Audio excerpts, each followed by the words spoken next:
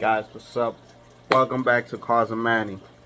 So another sit down with you guys. Welcome back. For those of you guys that are still with me, um, that was a good blooper, right? That wire right there. Thank you guys for supporting. For those of you guys that are subscribed to the channel, thank you for all the love. Thank you for coming back. If you are not, please like, share, and subscribe. I would really appreciate that. Um, I've gotten the habit of sitting down and having a couple of chats with you guys. You know, this is my third video now on short reviews on just talking about, choices and decisions you're making with vehicles, right? Today, we're going to talk about mods. So, I own one of the new 2022 Outlanders. I have the SE package, super all-wheel drive, or control, how they call it. And I just want to, touch bases with how good, how reliable it has been to me, or the vehicle has been for the year that I've owned it now. Well, it's going to be 10 months now. And just give you guys a little insight and knowledge of what I deal with from day to day. And is it worth buying? Is it worth purchasing one of these SUVs, right? So I'm going to start off with saying this. Not because it's a vehicle I own, but it's just being real good to me. Okay? I am going to clarify a couple of things. If you guys have doubts, comment down below. And just talk to me. I do reply to the comments you guys leave. I'm always paying attention to whatever you guys write. And I want to say thank you to one of the guys on here that actually sent me the pictures of his SUV and the modifications he has done to it. So I will be posting that when I finish editing the video. So down in the video, hopefully I'm able to find the pictures and just, show you guys a couple of cool ideas. And if you guys want some ideas, you guys could go back to my video. I have two videos on this SUV and the modifications I've done to it. They small, just cosmetic. I haven't destroyed or taken apart. I just bolted on with eBay parts, okay? So let's start off. This SUV is gorgeous, okay? It is a design similar to the Range Rover or Land Rover Sport. The headlights, the lettering on the front hood, it looks similar to the Range Rover, but in a way it has its own personality. It's pretty aggressive up front. I'll be posting some pictures so you guys can see. For those of you that haven't seen the SUV, most likely you have. If you're in the car industry, if you're searching for vehicles, you've seen that already, and you've probably seen a couple of my videos. Like I said, you can always go back to my channel and look those videos up. Okay, so it has enough space on the second row. Third row is compromised because it has a short back or short trunk space. So the third row seats are pretty small. So most likely you're gonna fit your kids back there. You're not gonna put full-size adults back there because they are gonna be cramped up and they're gonna have to sit sideways or with their knees all the way up to their chest. So with that being said, it's pretty practical, but it's not a full-size SUV where your third row seats have leg rooms like if it's captain chairs or something like that. Okay, so don't get it confused. It is a third row. They all come third row. And for those of you guys that know the Outlander, not the Sport is the small one. The Outlander Sport is the small one. I'll be doing a video on one of those too because my girlfriend owns a 2020 We purchased it about 2 years now, and it's been great to us also. And that's the Mitsubishi Outlander Sport. Okay, now getting back to this one, it has a 4-cylinder 2.5 with 181 horsepower. So here's the thing, right? I feel like they could have put a little bit more horsepower to this car. 181, come on guys, you know, you guys did a beautiful design, beautiful interior. The rims are beautiful, headlights, the chrome in the front. It's not, it's out there, but it adds to the design, okay? The taillights are beautiful. The complete design of this SUV is beautiful, but when it comes to engine, you guys only gave us a 2.5 with 181 horsepower and 181 torque at 3,600 RPM. So at least you get that, not all the way into the RPM, so you are able to pick up and go. When I was younger, 26, 25, 24, I'll probably excuse me, I'm sorry about that, complain about speed, but I'm not speeding anymore, okay? I'm not speeding anymore. I drive regular like a grandpa. I've had plenty of accidents before for being probably a little speed racer. Hey, but it comes with the territory, okay? When you're in the car industry, when you love cars, you do a lot of things, okay? A lot of crazy things. Thank God I never hurt nobody. I never got seriously hurt. So, again, going back, 181 horsepower. 230 would have been great. 230 horsepower, 235 horsepower with at least 213, 215 pound-feet of torque, okay? Why I say this? Because it is a big SUV. It's a pretty heavy SUV. You know, it's, let me see if I find the weight of the vehicle. Then again, you have, you know, you have third row seating, so you need torque. You need. It's 3,700, and it's actually pretty light for an SUV, for a third row seater. 3,759 pounds. It's still a little heavy for 181 horsepower. So on the takeoff, first, second gear is pretty quick. On third gear, it's pretty slow. Okay, so don't expect Toyota Highlander or Honda Pilot power. That's not what's on this SUV. So if you buying this SUV to race people off the line or on the stoplight, it's not the right SUV for that. Just letting you know. It's sexy, it's appealing, but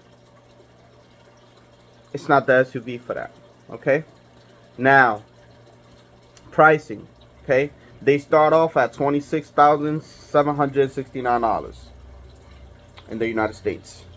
Mine is priced at $33,789.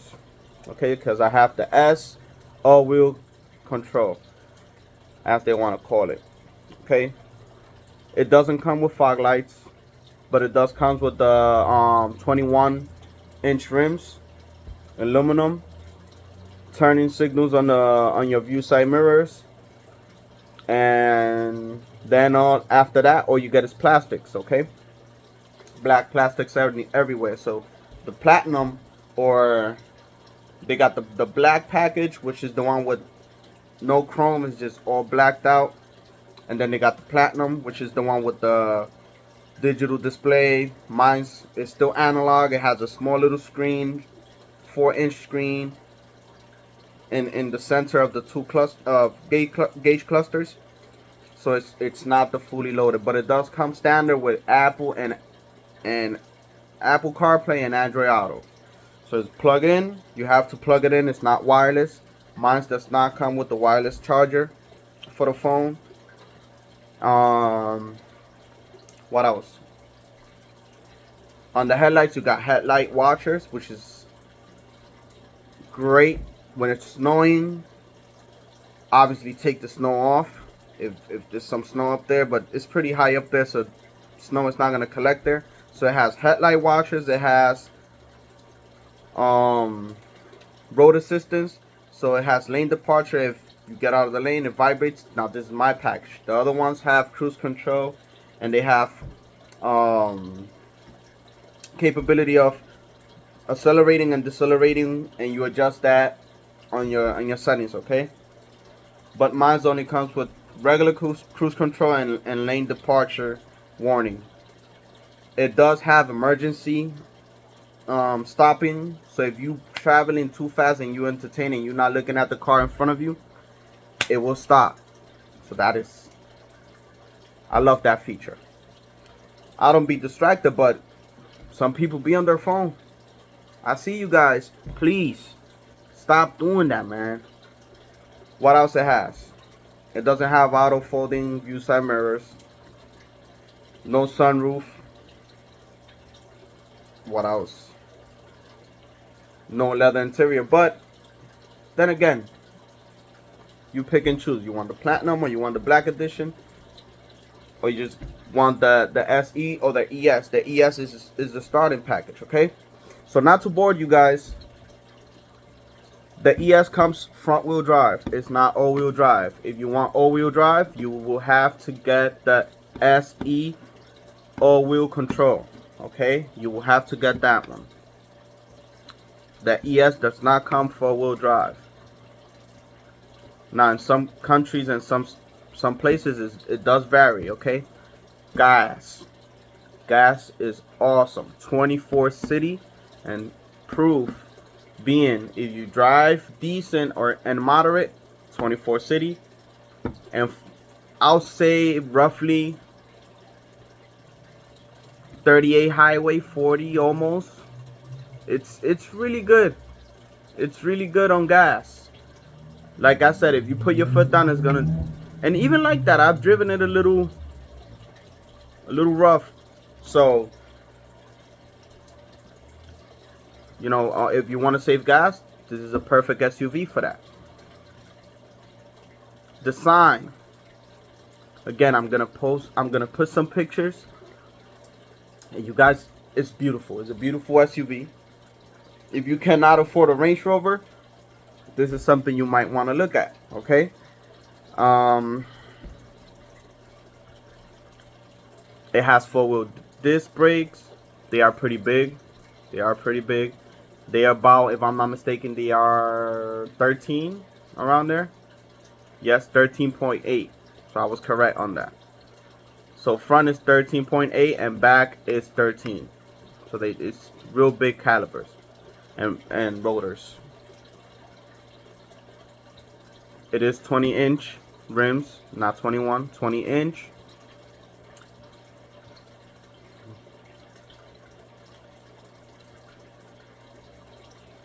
And I'm just looking up some info I don't know off the top of my head. The seats are really comfortable, very, very comfortable. I have cloth or whatever you want to call it. It's not leather. I don't have leather on mine, so I'm just waiting for the hybrid version to come out, because if I'm not mistaken, that one will have from 236 to 300 horsepower. So you guys is gonna have fun, because like I said, with that amount of horsepower, it's light enough to be nimble, okay? So power to weight ratio would make a lot of sense there, okay?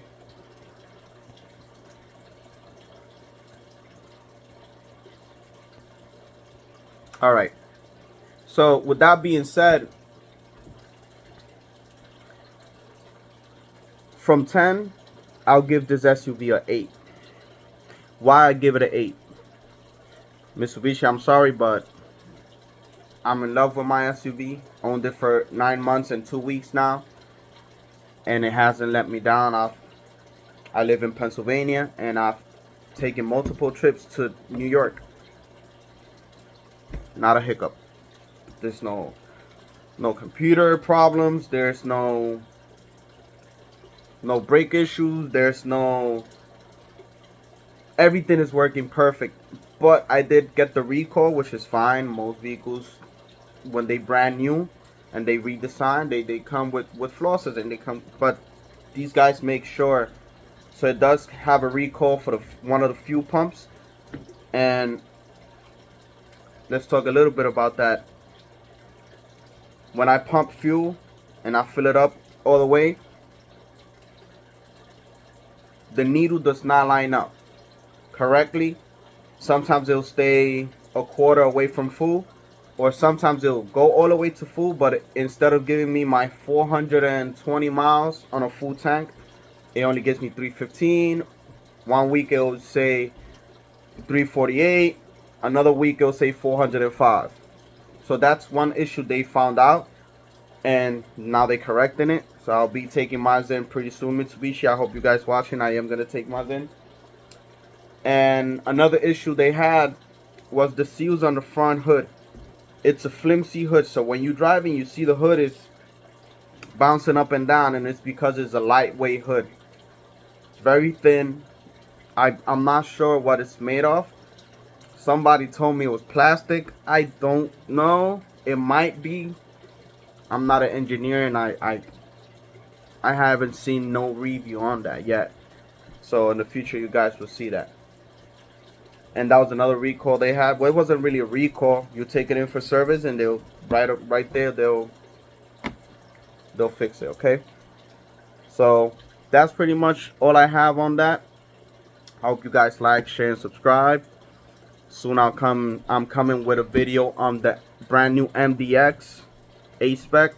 So pay attention to that. Stay safe, guys.